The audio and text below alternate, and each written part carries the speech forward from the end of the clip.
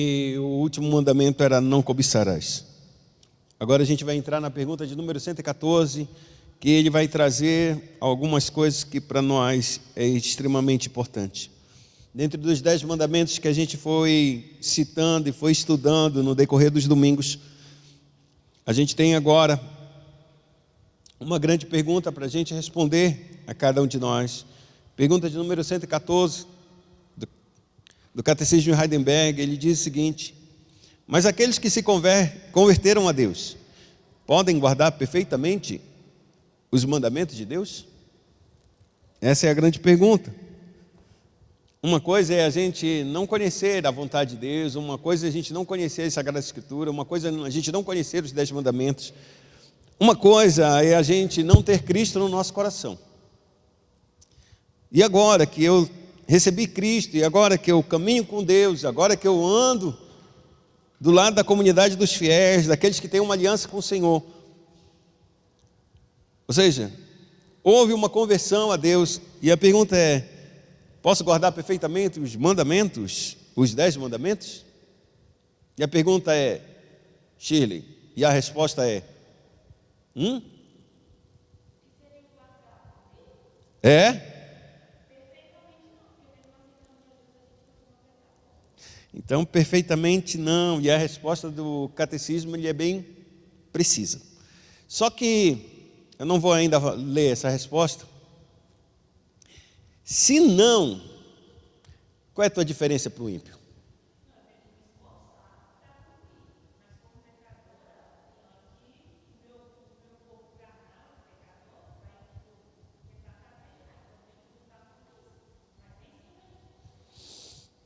E é basicamente isso mesmo que tu estás a falar. Vamos dar a resposta e depois a gente vai um pouco meditar a respeito dessa resposta. A resposta que o catecismo ele dá é: não podem guardar perfeitamente, porque nesta vida até os mais santos deles apenas começam a guardar os mandamentos. Até os mais santos começam apenas a guardar os mandamentos. Só que a resposta ele não termina aqui. A resposta diz assim: entretanto, começam com sério propósito a viver não somente conforme alguns, mas conforme todos os mandamentos de Deus. O que o Catecismo de Heidelberg ele vai nos dar uma resposta clara, porque às vezes a gente cai no erro de dizer: mas eu não consigo guardar os mandamentos. Se eu não consigo guardar os mandamentos, eu vou tentando assim, do jeito que dá, do jeito que pode, do jeito que vai. E algumas pessoas vão saindo pela tangente, outras ignoram completamente os 10 mandamentos e apenas dizem: não, Cristo já pagou por mim, eu não preciso fazer mais nada, Cristo é o meu Senhor. Vi agora um vídeo de um pastor que já saiu da rota, e ele era presbiteriano, e ele está um pastor liberal, e ele é muito ouvido por muitas pessoas, não são poucas não. Dentro da pregação dele, a igreja dele é uma igreja toda escurecida, toda negra, não sei se é negra mesmo, mas a luz não dá para ver, é como se fosse uma boate, para que você entenda. E só existe uma luz focada nele, e o resto tudo é escuro. Então ele estava falando na pregação dele, dizendo que a adoração extravagante para ele, adoração extravagante, aí já começou meio estranho, né? Adoração extravagante. E ele vai dizer claramente que você, não importa a forma como você está vivendo, a forma como você está lidando com os seus erros, com as suas quedas, porque o amor de Deus é esmagador sobre a sua vida, o amor de Deus vem alcançando a tua vida, ele é o Cristo, ele está te abraçando, mesmo quando você está na cama de outro, mesmo quando você está enchendo a tua cara de cerveja e de bebida, e você está fazendo isso, e você está fazendo aquilo outro, o amor de Deus está te abraçando. Quando você ouve isso, o que significa o novo nascimento? Essas pregações de hoje, amados, de muitas igrejas e muitos irmãos que vão bater palma para isso. Onde está a cruz? Onde está? Esse homem tem milhares de seguidores que estão ouvindo as mensagens dele. Esse é um amor extravagante que pega a pessoa e não importa o que tu estejas fazendo, se tu está fumando, está roubando, está se drogando, está em cama de outra, não importa. O amor de Deus está contigo e é essa consciência do amor de Deus que traz a tua salvação. O Catecismo de Heidelberg, ele é bem claro. De fato, a gente não consegue guardar perfeitamente.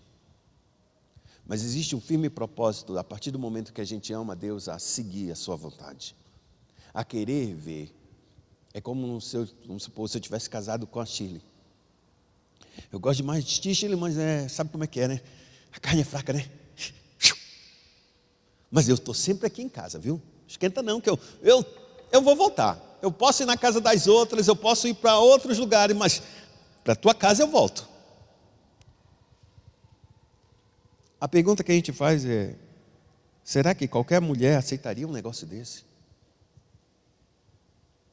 Será que uma mulher que realmente se coloca como uma mulher e que sabe o que é um casamento e sabe a dignidade que ela tem, aceitaria um tipo de homem como esse?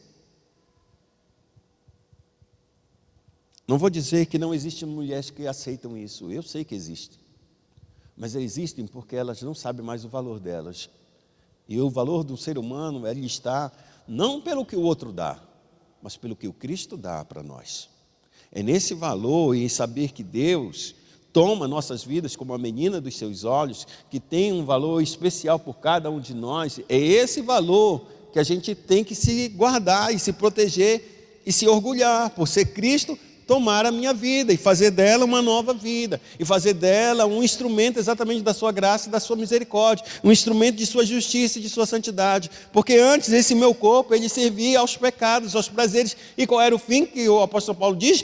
Meu fim era a morte, mas agora, tendo sido resgatados e perdoados, agora ofereçam os vossos corpos como instrumento de justiça para a vida. Que adianta que, vamos supor, pegar o irmão Jorge aqui. O irmão Jorge foi um ladrão fenomenal.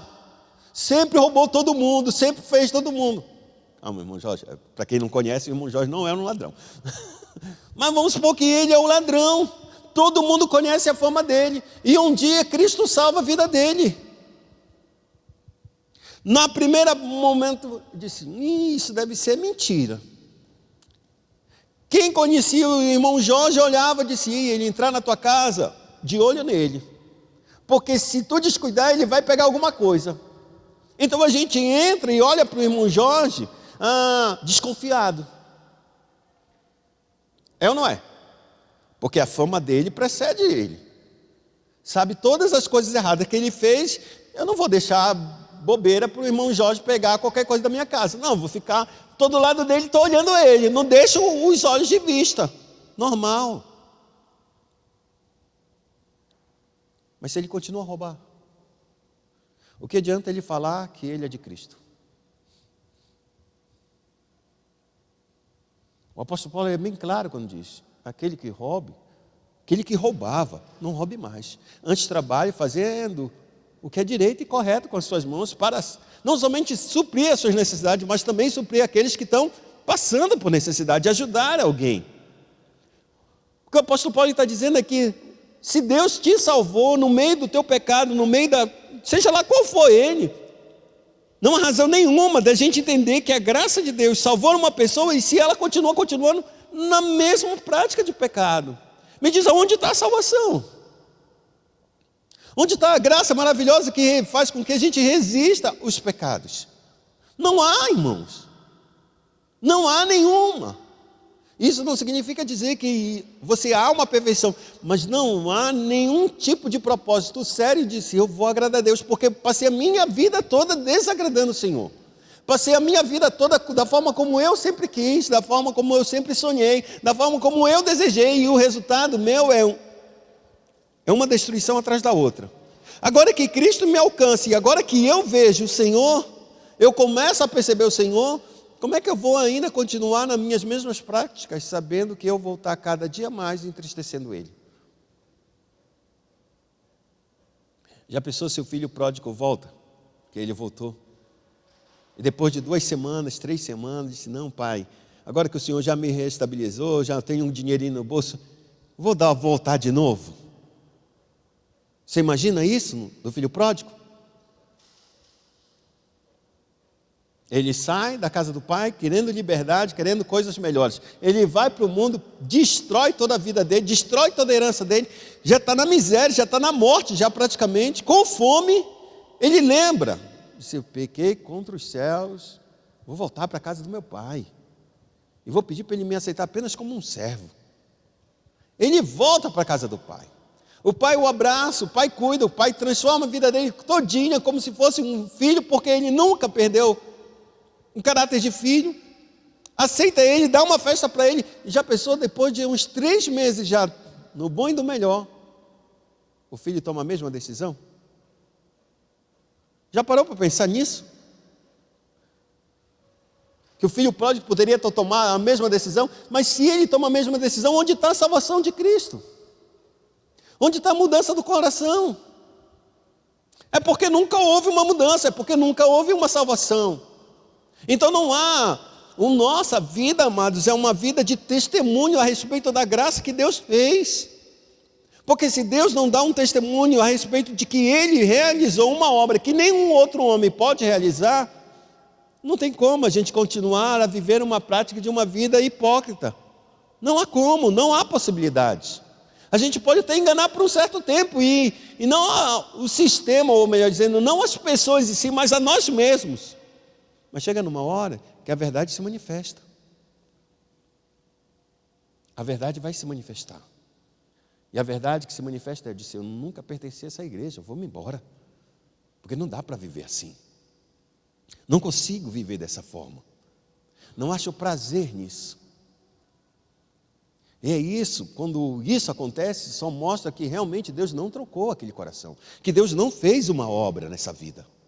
E se não fez, é a gente que está fazendo por nós mesmos. É a gente que está se convencendo que esse é o caminho, essa é a verdade, essa é a vida. Porque de fato a gente não conhece. De fato a gente não tem uma experiência real de transformação com o Senhor. E se a gente não tem essa transformação, todos os prazeres deste mundo, todas as coisas boas desse mundo vão ser sempre melhores do que o Cristo. Eu posso amar os irmãos, eu posso gostar da igreja, eu posso gostar dos cantos, eu posso gostar de toda a liturgia da igreja, mas eu nunca vou gostar do Cristo. Porque para mim gostar do Cristo, eu tenho que gostar dele crucificado. E para que eu goste desse Cristo crucificado, eu tenho que me estar exatamente aonde ele está. Crucificado, eu também tenho que estar. Porque ninguém começa uma jornada de fé, uma caminhada com o Senhor, se primeiro não se assemelhar com Ele ali na cruz. A saber que realmente sou eu que é para estar ali. E o catecismo, ele mostra isso para nós, dizendo de maneira clara para nós: aqueles que começam com um propósito sério, um propósito firme, de viver não somente alguns mandamentos, não, esse mandamento eu posso, esse aqui eu consigo, esse aqui não, todos os mandamentos, conforme todos os mandamentos. E quando a gente entende dessa forma, a nossa primeira intenção é a cada manhã que a gente se levanta, é a cada fim do dia em que a gente vai dormir, a gente tem que relembrar exatamente a nossa vida, se realmente a gente tem caminhado ou não com o Senhor. Se a vida que a gente viveu aquele dia foi para a glória de Deus ou foi para a vergonha de Deus. Quero que você abra a Bíblia agora, livro de Salmos, capítulo 1, verso de número 2.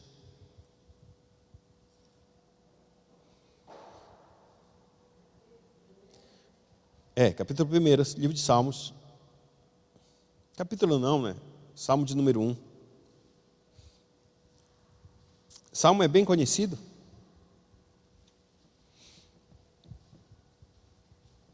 Vamos ler os versos 1 e 2. Pode ler, quem achou.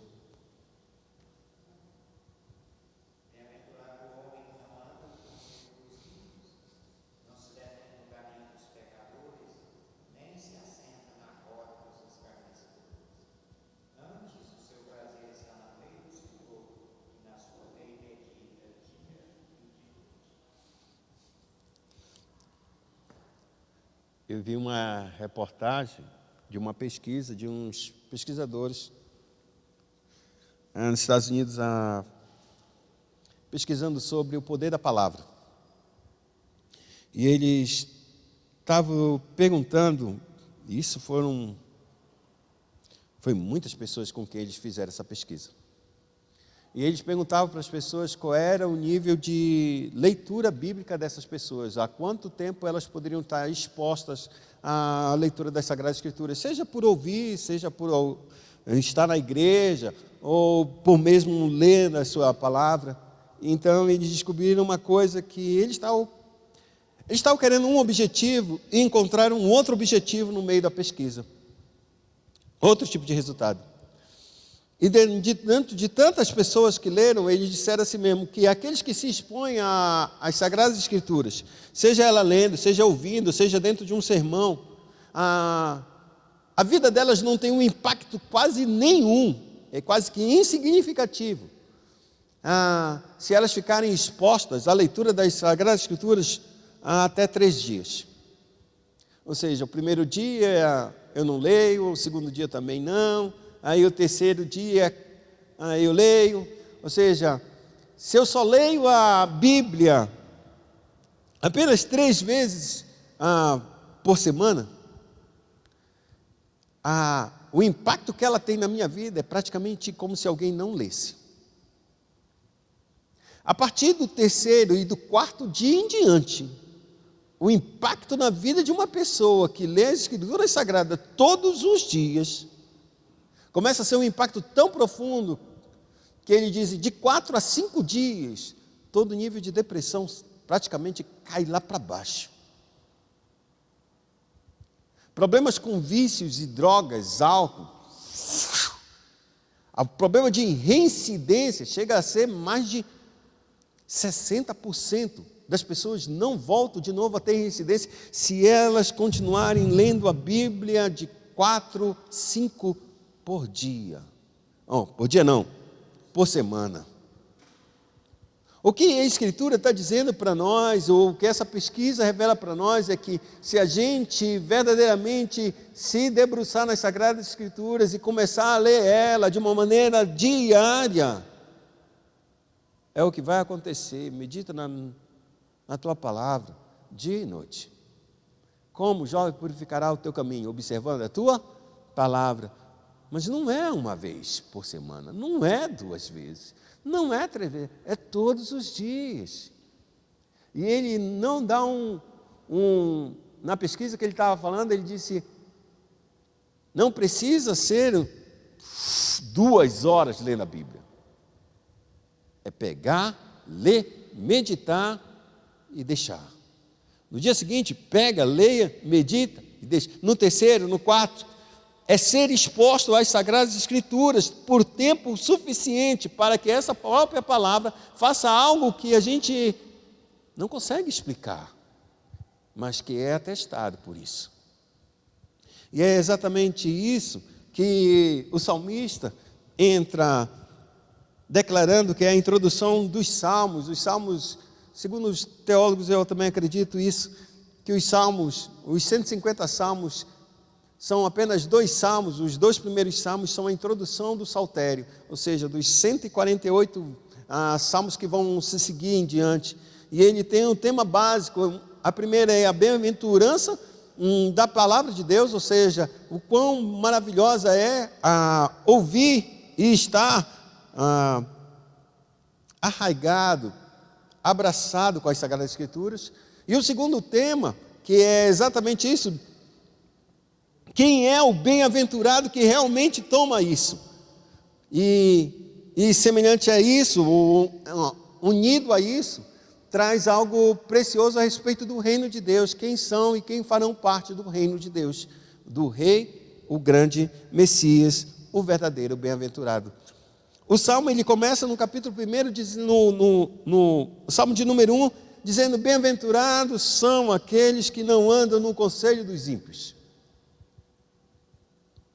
Não andam no conselho. Não vão parar para ouvir pessoas em que a Escritura Sagrada não norteia a sua vida. Não ouvem. E o ato de ouvir, a gente, é impressionante isso, porque a gente pode ouvir qualquer coisa, correto? Se nossos ouvidos estiverem perfeitamente funcionais, eu posso passar por um lugar e, vamos supor, o Jader está falando com alguém, eu peguei. A gente consegue perceber isso muito nas crianças, né? A gente está conversando, as crianças estão brincando lá, e a gente fala uma palavra aqui, ela lembra de: ei, eu sei disso, isso e isso. Não era bom fazer isso, mas ela fala. Por que ela fala? Porque os ouvidos dela estão atentos. Estão atentos na brincadeira dela, na conversa dela, mas estão atentos a todo o ambiente que está circundando ela. Todo o ambiente que está circulando sobre ela. Então, quando ela ouve, ela já sabe que é. E assim somos cada um de nós. Não tem como a gente fechar, colocar um mudo, um off, ninguém ouve nada, eu vou passar e nunca vou ouvir. Não, a gente está sempre expostos a ouvir palavras e frases todos os dias, em todas as formas. E se a gente consegue ler, ou se a gente teve essa graça de receber educação para ler, a gente com os nossos olhos, não precisa ninguém ver, a gente vê um outdoor, a gente vê uma imagem, a gente começa a ler, e isso é uma mensagem que está chegando até nós. Não tem como a gente bloquear essa mensagem. Só que tem uma coisa que a gente pode fazer, é não querer dar ouvido à mensagem. Não, isso não me interessa. Esse tipo de conversa comigo não entra. E é isso que ele está dizendo aqui no Salmo. Não é que a gente vai ficar surdo para todo mundo, não. É que a gente vai ouvir, mas não vai dar crédito nessa palavra. Bem-aventurados são aqueles que não ouvem os conselhos dos ímpios. E ele diz, e ele prossegue no texto dizendo assim mesmo: não anda nos conselhos dos ímpios, não se detém no caminho dos pecadores. Se deter é exatamente parar. Ele não estou andando, ou seja, eu não estou prestando atenção naquilo que vocês falam para mim fazer. Eu não estou andando nisso, eu não compactuo com isso, eu não vivo com isso, eu não entendo dessa forma a vida. Então eu paro, mas se eu entendo isso, eu passo a andar, e não somente eu passo a andar, eu paro. Não se detém no caminho dos pecadores, ou seja, ele passou a andar num trilho errado e ele está parado naquele trilho. Ele não se move mais para isso. E aí então ele termina, por último ele diz: nem se assenta na roda dos escarnecedores. Antes ele estava andando, ele para, e agora eu sento. O ato de sentar, amados, é o ato de estar exatamente no mesmo lugar que todas as outras pessoas. É como se você estivesse passando, vou tomar essa licença, estivesse passando e aqui fosse um bar, e tivesse um amigo seu, bebendo, com todo aquele clima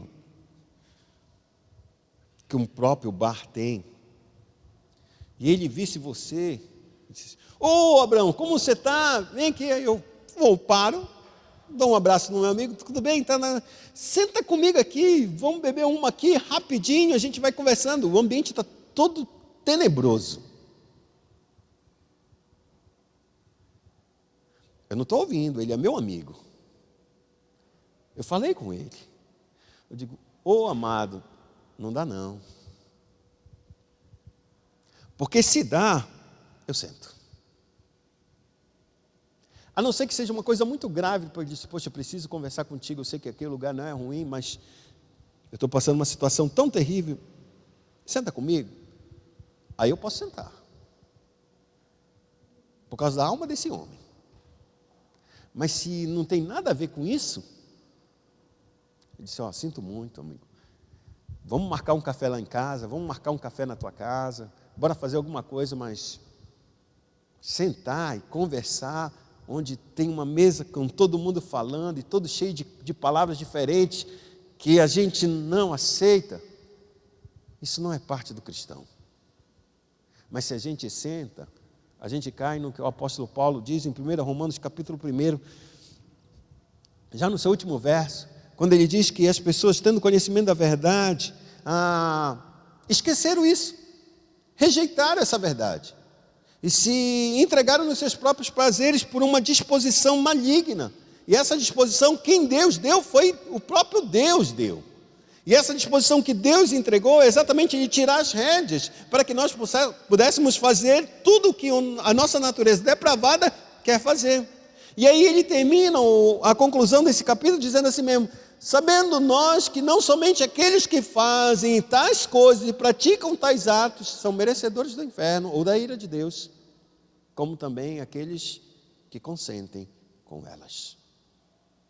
Ou seja, vamos supor que eu seja um depravado e faça todas as coisas erradas. Deus está dizendo, o Abraão, ele é merecedor do inferno, ele está debaixo da minha ira. Mas aí o Salvimário me vê e pergunta, aí ele pergunta para o Salvimário, ô Salvimário, viste só Abraão, olha como ele está fazendo, olha as coisas que ele está tudo errado. Ô mulher, deixa disso, não tem problema não. Aí ele fica, e tu acha que tu deve fazer isso também? Eu não tenho que fazer nada, eu acho que eu estou fazendo o que é certo, mas ele acha que está fazendo certo, tudo bem. A Bíblia diz que ele também é condenável, porque ele não se posiciona a favor da verdade. Quando alguém disse, deixa ele do jeito que vai, eu estou aceitando e atestando e assinando um contrato, exatamente dizendo assim mesmo, essa atitude é verdadeira, pode ser validada por mim. Não tem problema isso. Cada um com seu cada qual, como se diz as pessoas. Não é dessa forma. A gente testemunha a verdade. A gente pratica a verdade. E é por isso que o nosso testemunho à verdade, nós não chegamos para a luz, para que qualquer um que ande no caminho errado, quando ele se depare com alguém que anda no caminho da verdade, no caminho da luz, ele refreie. Você já viu?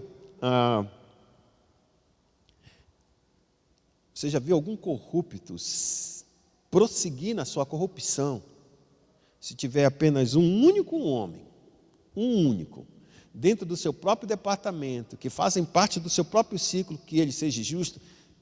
Pergunta se esse homem tem esperança de roubar. Se ele intenta, de alguma forma, diz, não, mas com ele aqui, não dá.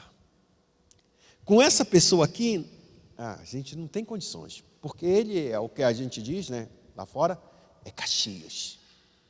Com ele não dá jogo. Então o que eu tenho que fazer com essa pessoa? Eu tenho que tirar. Bora arranjar algum jeito de tirar esse ser.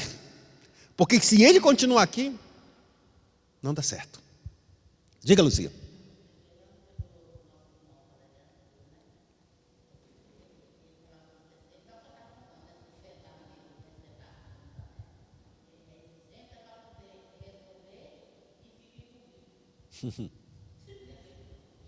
Tem essas coisas. E é por causa disso que a gente tem que prestar atenção no que a Escritura diz. Antes, o seu prazer está na lei do Senhor, e na sua lei medita dia e noite.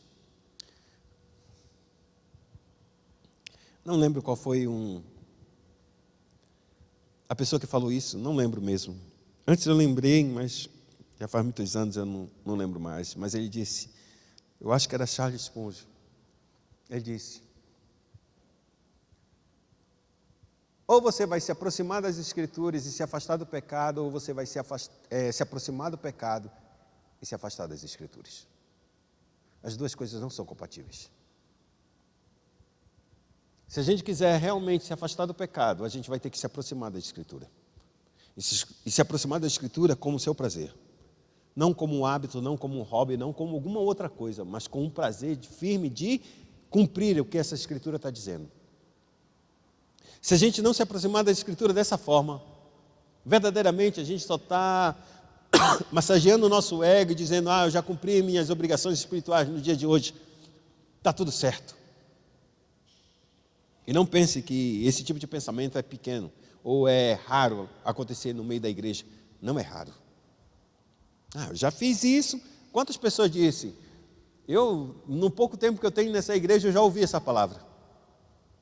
Já fiz muito no passado.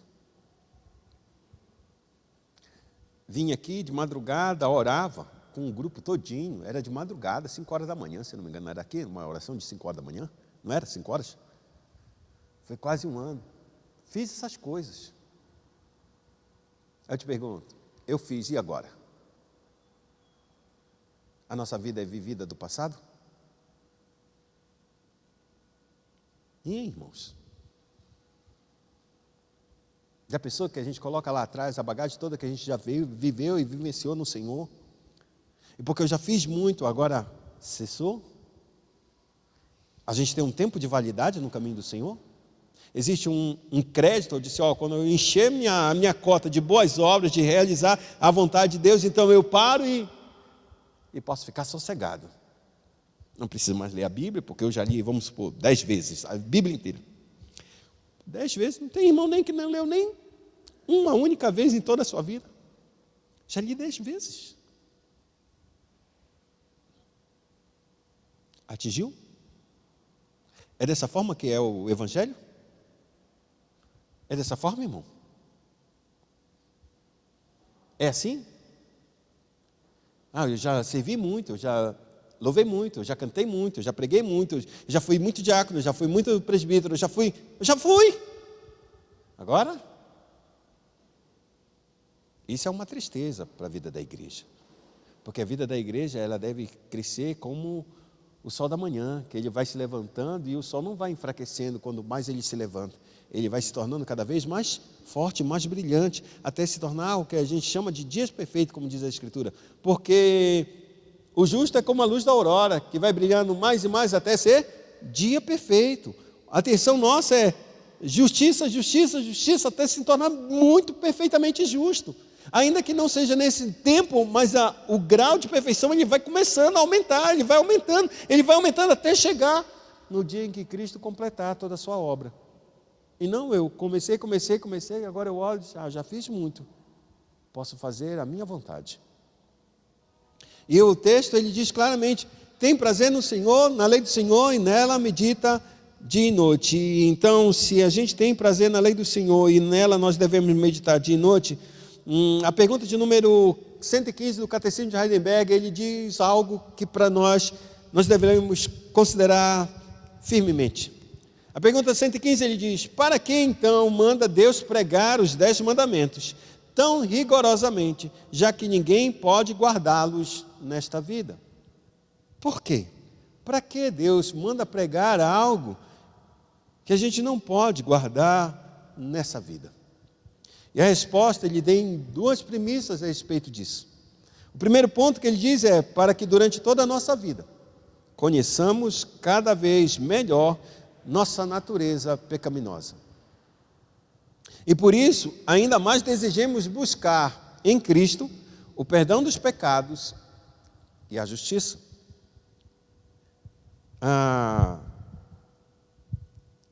Abra sua Bíblia aí no livro de Salmos, capítulo de número 32, verso de número 5. Essa foi uma leitura na parte da manhã, logo do início.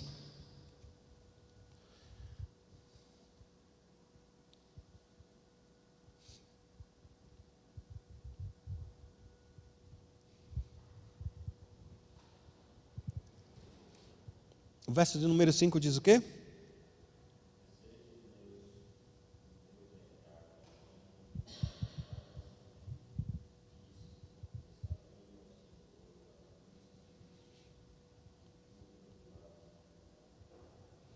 Quem está falando isso é Davi.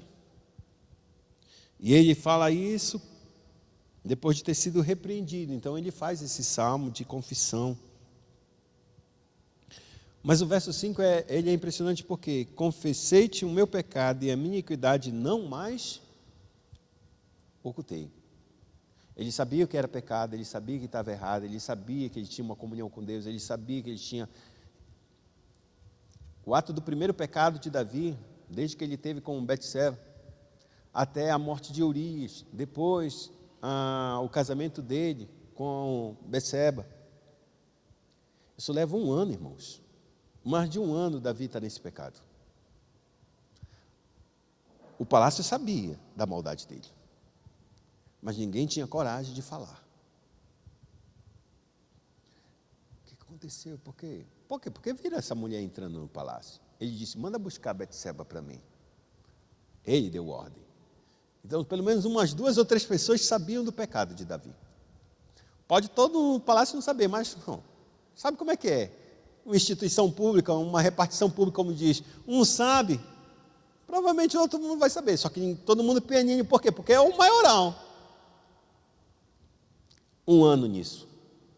A Bíblia declara, confessei-te o meu pecado e a minha iniquidade não mais ocultei, ou seja, eu não vou mais esconder o meu pecado.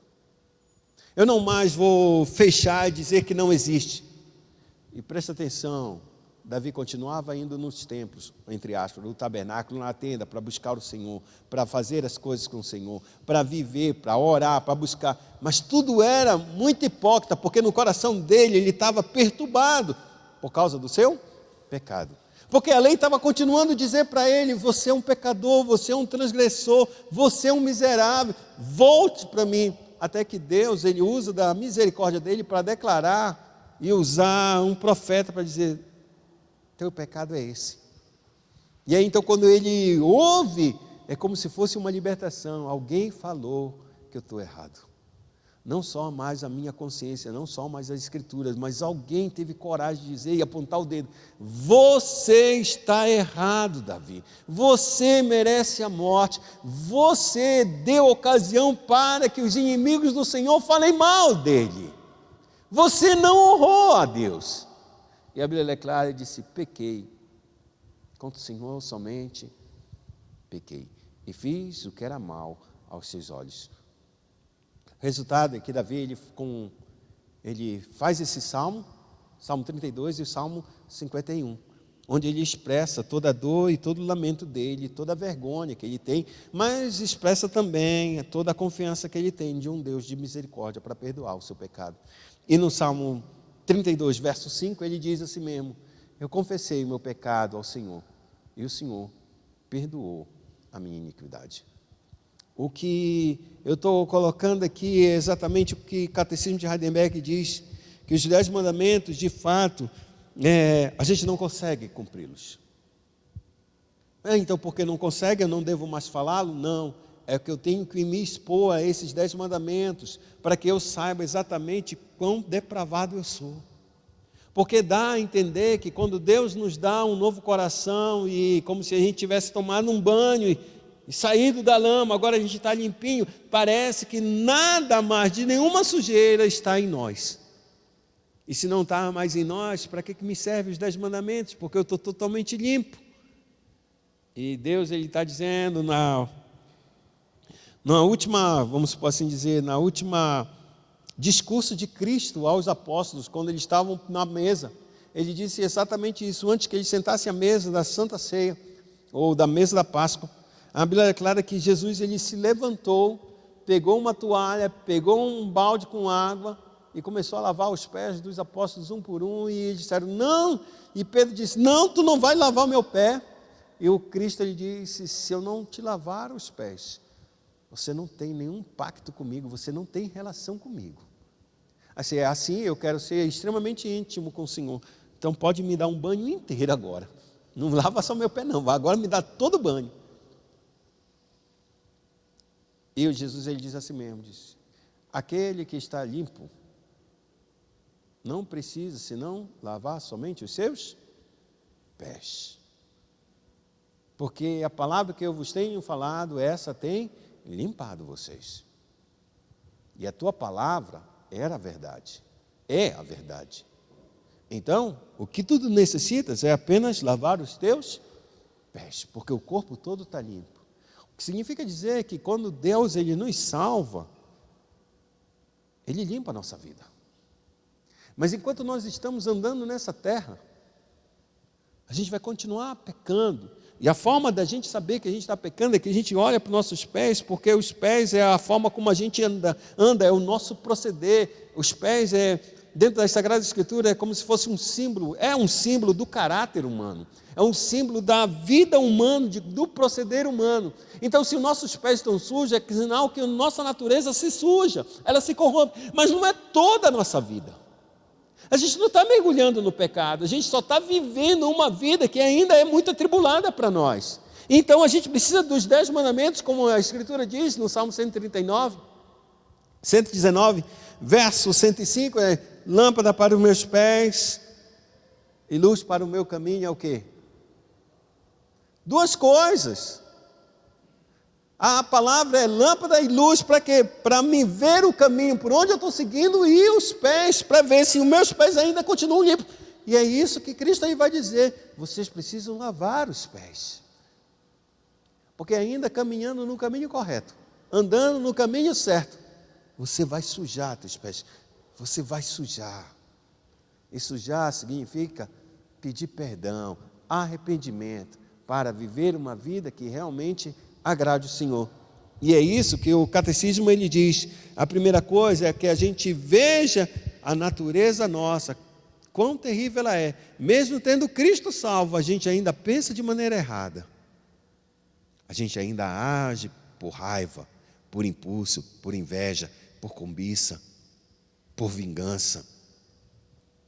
E então, ele diz assim mesmo, uma vez que a gente age dessa forma, a palavra vai nos mostrar o quanto a gente é dependente de Cristo, o quanto a gente precisa buscar o Cristo, o quanto a gente precisa se apegar no Senhor, porque se a gente deixar, a gente vai afundando no pecado. Essa é a primeira parte. E a segunda razão pela qual a gente deve, ou melhor dizendo, se prega os 10 mandamentos e a gente deve olhar para eles e atentá-los, é para que sempre sejamos zelosos e oremos a Deus pela graça do Espírito Santo, a fim de que sejamos cada vez mais renovados, segundo a imagem de Deus, até que, depois desta vida, alcancemos o objetivo, a saber, a perfeição. Os 10 mandamentos, em princípio, ele vai nos mostrar o quanto depravados somos. E nessa necessidade, nessa carência tão desesperadora que nós temos do perdão, a gente busca a Deus. E busque a Deus, busque o Cristo para fazer o que só Ele pode fazer, perdoar os nossos pecados. Nesse sentido, a oração entra nesse processo exatamente como uma ideia clara de pedir ao Espírito Santo fazer uma obra que só Ele pode fazer para com as nossas vidas. A fim de que nós sejamos o quê? Renovados, mudados, transformados. Não nos conformemos mais com este século, mas transformai-vos pela renovação do vosso entendimento. Porque muitos atos que a gente faz com base em um entendimento errado que a gente tem da vida e deste mundo. Porque não é com base no entendimento do próprio Cristo.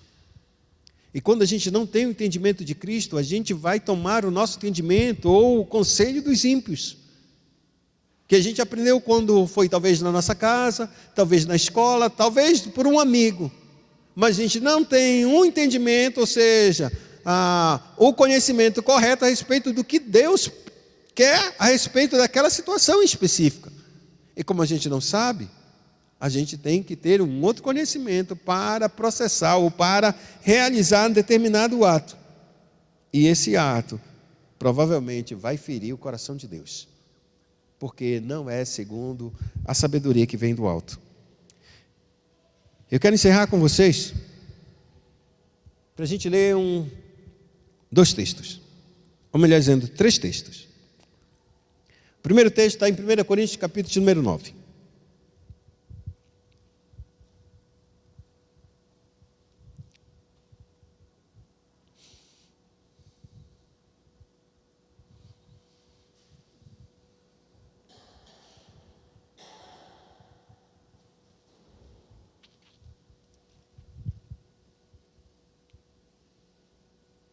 Vamos ler a partir do verso 23.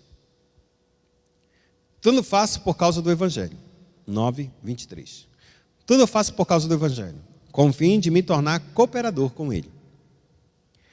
Não sabeis vós que os que correm no estádio, todos, na verdade, correm, mas um só leva o prêmio? Correi de tal maneira que o alcanceis. Todo atleta em tudo se domina. Aqueles para alcançar uma coroa corruptível. Nós, porém, a incorruptível. Assim corro também eu, não sem meta. Assim luto, não como desferindo golpes no ar, mas esmurro o meu corpo e o reduzo à escravidão, para que, tendo pregado a outros, não venha eu mesmo a ser desqualificado. O apóstolo Paulo está falando a respeito do Evangelho, que ele, por causa do Evangelho, ele foi conquistado e faz de tudo para que esse Evangelho possa ser pregado, seja a judeus ou a gentios, seja aqueles que estão fora da lei ou sem lei. E quando ele termina tudo isso, ele dá esse resumo, porque ele faz, ele diz: faço tudo por causa do Evangelho, com o fim de me tornar cooperador com ele. O que é tornar cooperador? É não colocar a pedra de tropeço na vida, na exposição desse Evangelho. Porque uma coisa é a gente pregar o Evangelho e dizer que o Evangelho é bom e ele muda a vida e muda as pessoas. Aí eu estou ouvindo essa pessoa pregar e eu não vejo mudança nessa pessoa. Alguma coisa está errada. Ou essa pessoa, ou esse Evangelho não funciona, porque ele está me dizendo que é tão bom e tão maravilhoso, mas ele faz tudo ao contrário do que esse Evangelho está dizendo.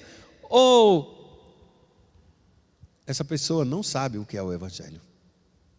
De qualquer forma, essa pessoa se tornou uma pedra de tropeço. E o apóstolo Paulo, ele diz assim mesmo, ele termina, disse: olha, eu coopero com o Evangelho. E a forma de cooperar é viver segundo ele. E então ele diz assim mesmo, diz: mas se eu vou cooperar e vou seguir vivendo com ele, juntamente com ele, dando o testemunho que esse Evangelho diz que é para me dar, ele diz: o Evangelho ele nos propõe a ter uma vida preciosa com Deus. Sermos coroados com Deus após passar por essa vida, ou quando Cristo voltar. Sermos coroados exatamente com isso: eu te darei a coroa da vida, ao que vencer. A esse prêmio que o apóstolo Paulo está falando, e o que ele prega, ele diz claramente: vocês sabem que todos os competidores, eles correm no estádio apenas para terem uma coroa corruptível. E que coroa corruptível é essa? Estamos falando de Jogos Olímpicos, praticamente, dos Jogos Olímpicos da era antiga, em que as pessoas corriam e ganhavam, e quem era competia e vencia algum esporte, eles recebiam uma coroa de louros, de folha de louros, que a gente coloca na comida. E se era uma folha de louros, o que vai acontecer dentro de alguns dias? Vai perecer, vai cair, vai sumir, já era. E o que o apóstolo Paulo está dizendo: olha, todos correm no estádio e só um leva o prêmio. E todo mundo está se matando para ganhar o quê? Uma coroa corruptível que dentro de alguns dias já era. Nós, porém, não. Corremos para alcançar uma coroa incorruptível. E nessa corrida, amados, não tem somente um. A coroa é para todos. Então, se a coroa é para todos, ele está dizendo assim mesmo: vocês sabem que aqueles que correm e trabalham, eles se abstêm de muitas coisas. E isso que eles vão se abster é para ganhar uma coroa que é perecível. Então ele termina dizendo exatamente isso: assim corro também eu, assim luto. Corro, não sem meta, e luto, não como desferindo de golpes no ar, mas esmurro o meu corpo e o reduzo à escravidão, para que, tendo pregado a outros, eu mesmo não venha a ser desqualificado. Ou seja, eu vou fazer com que esse corpo realmente seja escravo de Deus. Eu vou fazer com que essa minha natureza que tende a fazer as coisas erradas, eu vou escravizá-la, eu vou crucificá-la, para que realmente, quando eu continue a pregar aos outros, eu mesmo não venha a ser desqualificado. O segundo texto que eu quero ler com vocês é Filipenses, capítulo número 3.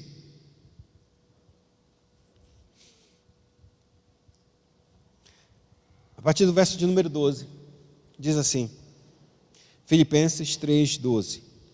Não que eu tenha já recebido ou obtido a perfeição, mas prossigo para conquistar aquilo para o que também fui conquistado por Cristo Jesus. Irmãos, quanto a mim, não julgo havê-lo alcançado, mas uma coisa faço, esquecendo-me das coisas que para trás ficam, e avançando para as que diante de mim estão, prossigo para o alvo, para o prêmio da soberana vocação de Deus em Cristo Jesus. Todos, pois, que somos perfeitos, tenhamos este sentimento, e se porventura tenhais de outro modo, pensais de outro modo, também isto Deus vos esclarecerá. Todavia, andemos de acordo com o que já alcançamos. O apóstolo Paulo ele usa de uma outra forma para que a gente entenda a vocação. Nesse patamar, ou seja, nesse objetivo que ele trabalha na carta aqui de Filipenses, ele está falando exatamente da perfeição, ou do prêmio da vocação, a ressurreição. O nosso fim é a ressurreição, porque a ressurreição, quando Cristo nos der a ressurreição do novo corpo, um corpo glorioso, um corpo como é o corpo dele, esse é o fim, esse é o nosso prêmio. Não somente uma coroa, mas o corpo é a nossa coroa. O corpo transformado e glorioso, esse é o fim realmente nosso, porque a partir de então, a gente vai viver para sempre com Deus. Um corpo que é capaz de suportar a glória do Senhor. E aí então ele diz assim mesmo, eu não alcancei essa perfeição, eu estou longe disso, mas eu prossigo. E de que maneira eu prossigo? Esquecendo-me das coisas que para trás ficam. Mas que coisas que para trás podem ficar?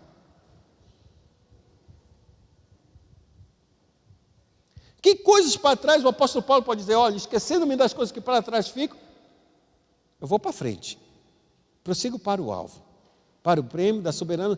Mas o que ele está esquecendo? O que ele está deixando lá para trás? A prática do pecado? Pode ser também, mas pode ser também as nossas próprias justiças. Como eu falei antes, tem gente que fez muitas obras, andou muito com Deus, perfeitamente com Deus, entre aspas, perfeitamente, durante muito tempo da sua vida. E aí ele no final, ou em um determinado momento, ele diz assim mesmo, eu já fiz muito, deixa os outros fazerem. Mas o que o apóstolo está dizendo, esquecendo-me das coisas que para trás ficam. Ou seja, eu não posso me enfiar nem tanto nos pecados, nem tão pouco nas boas obras que eu já fiz com Deus, e que eram boas. Lembre-se da carta de Apocalipse, capítulo de número 3? 3? É 2. Não, capítulo 2. Em que essa carta, a primeira igreja é a igreja de Éfeso. Tenho contra ti que tu deixastes o teu primeiro amor.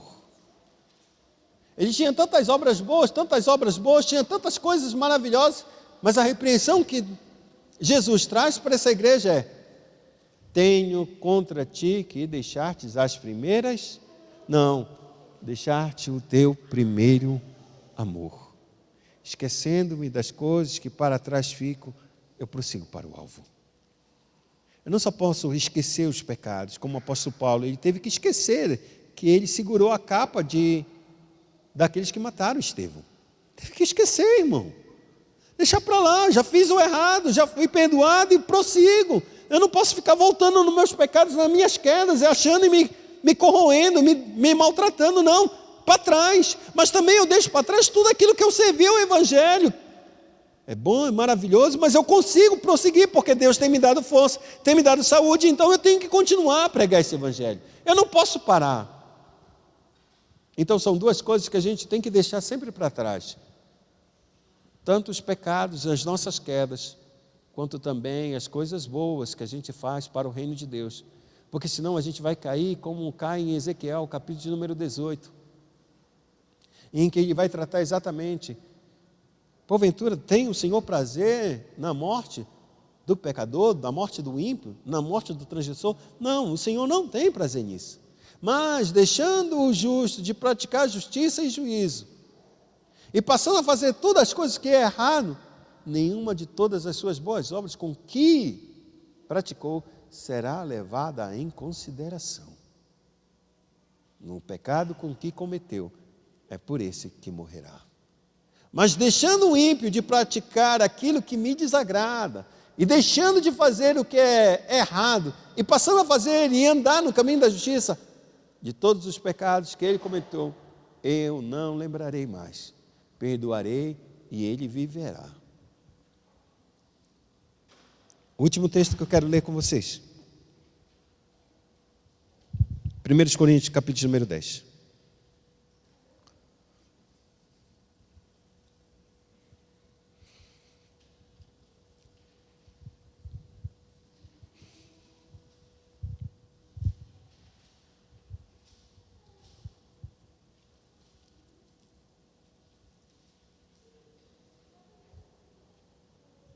Diz assim um texto, 1 Coríntios, capítulo número 10, verso 1 em diante. Ora, irmãos, não quero que ignoreis que nossos pais estiveram todos sob a nuvem, e todos passaram pelo mar, tendo sido todos batizados, assim na nuvem como no mar, com respeito a Moisés. Todos eles comeram de um só manjar espiritual, e beberam da mesma fonte espiritual, porque bebiam de uma pedra espiritual que os seguia, e a pedra era Cristo. Entretanto, Deus não se agradou da maioria deles, razão porque ficaram prostrados no deserto. Ora, estas coisas se tornaram exemplos para nós, a fim de que não cobicemos as coisas mais como eles cobiçaram. E não vos façais mais idólatras como alguns deles. Porquanto está escrito, o povo assentou-se para comer e beber, e levantou-se para divertir-se. E não pratiquemos imoralidade, como alguns deles o fizeram, e caíram num só dia 23.000. Não ponha o Senhor à prova, como alguns deles já fizeram, e pereceram pelas mordeduras das serpentes.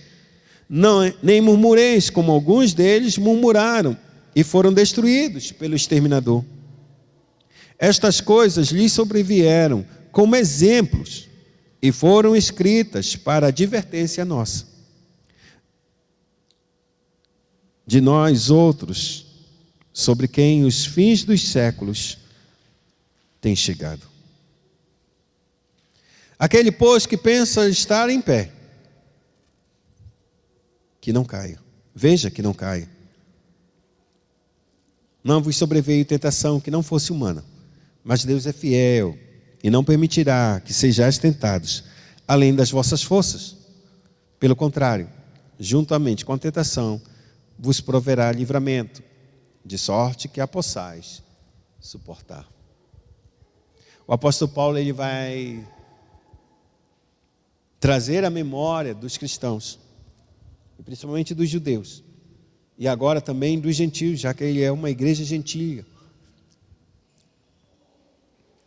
Ele traz a memória de um período em que Deus libertou o povo de Israel da terra do deserto, ali da terra do Egito, e caminhou com eles no deserto. E no deserto Deus não se agradou deles. Por que não se agradou deles? Porque eles cobiçaram as coisas más. O último mandamento dos 10 mandamentos, não cobiçarás. E eles cobiçaram as coisas ruins, e então ele começa a cumprir o último mandamento e volta para o primeiro mandamento.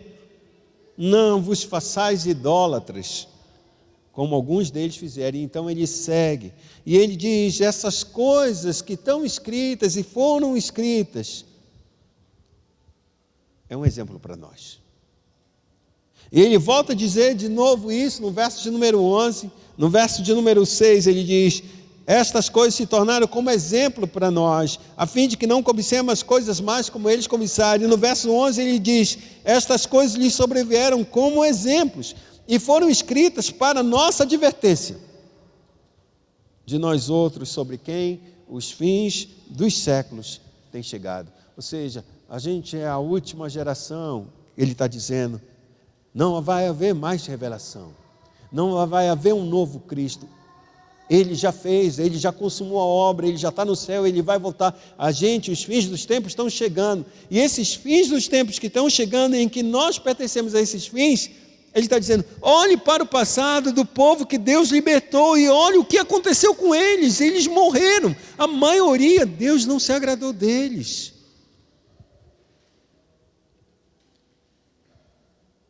E Deus permitiu que isso fosse tudo escrito para que a gente olhasse para esses textos e dissesse, oxe, Deus fez isso com esse povo. E quem foi enviado para eles foi o Moisés, não foi o seu próprio filho. A quem foi nos enviado foi o Filho próprio de Deus para morrer pelos nossos pecados. Se Deus operou isso com eles, o que Ele não vai fazer conosco, se nós negligenciarmos essa tão grande salvação.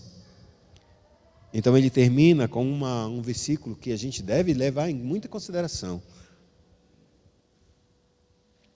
Verso de número 12, aquele, pois, que pensa, está em pé, veja que não caia. Aquele que pensa. Ou seja, ele está falando para pessoas que talvez acham que estão em pé, mas já está caído. E se com a soberba do nosso coração a gente acha que está em pé e está caído, ele ainda diz assim, que você não caia. Mas ele está declarando, vocês estão caídos. E o texto ele diz, mas eu quero dizer que a queda nossa não é culpa da graça de Deus ou da fraqueza de Deus. Ele diz, a culpa disso é nossa. Pois ele termina dizendo, não vos sobreveio tentação que não fosse humana. Mas Deus é fiel e não permitirá que sejais tentados além das vossas forças.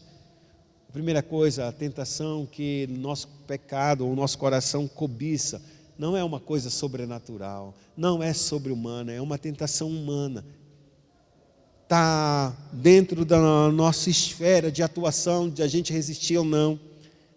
Mas se a tentação for um pouco maior, e Deus diz, Deus não permitirá que vocês sejam tentados além das vossas forças, ou seja, Deus sabe exatamente o limite que eu posso suportar de uma tentação, e se essa tentação está chegando nesse limite, ela não vai ultrapassar esse limite, porque Deus diz que exatamente, vindo a tentação, Ele também virá um livramento.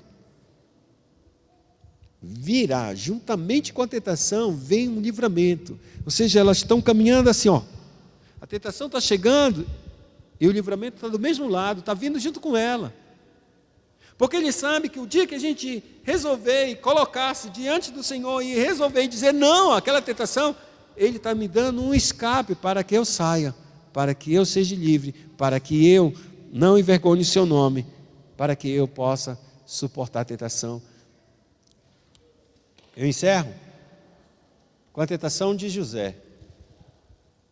A Bíblia diz que a mulher de Potifar era muito bonita. E José disse, e a mulher estava perseguindo ele. Perseguindo. Toda vez que ela tinha uma oportunidade que o marido dela não estava lá, ela vinha para o lado de José e disse, deita comigo, dorme comigo, tem relação comigo, só uma vez. E José escapava. Toda vez que ele chegava, ele conseguia sair. Ele dava um jeito. Porque quando chega a tentação, Deus dá um livramento. Até que ela bolou um plano para fazer com que a casa toda ficasse livre. E ele não tivesse um meio, um álibi para que ele pudesse ficar. Disse, não, eu vou só bem aqui. Limpou toda a casa, deixou a casa sem nenhum criado.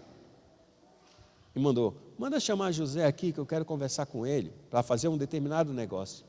José inocentemente veio, entrou na casa. Quando entrou na casa, ele percebeu que a casa já estava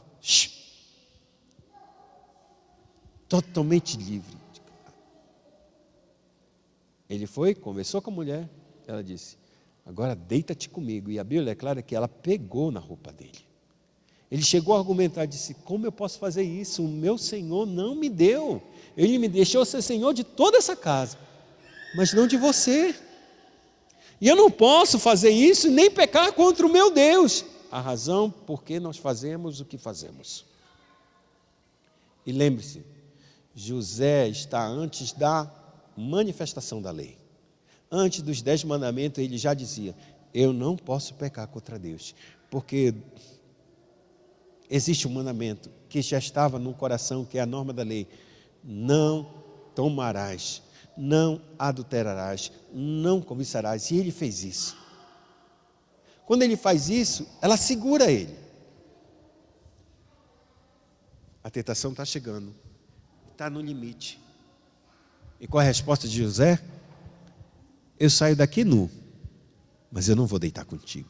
A Bíblia declara que ele foge, deixando a roupa dele, as vestes dele na mão da mulher. Há um limite, amados.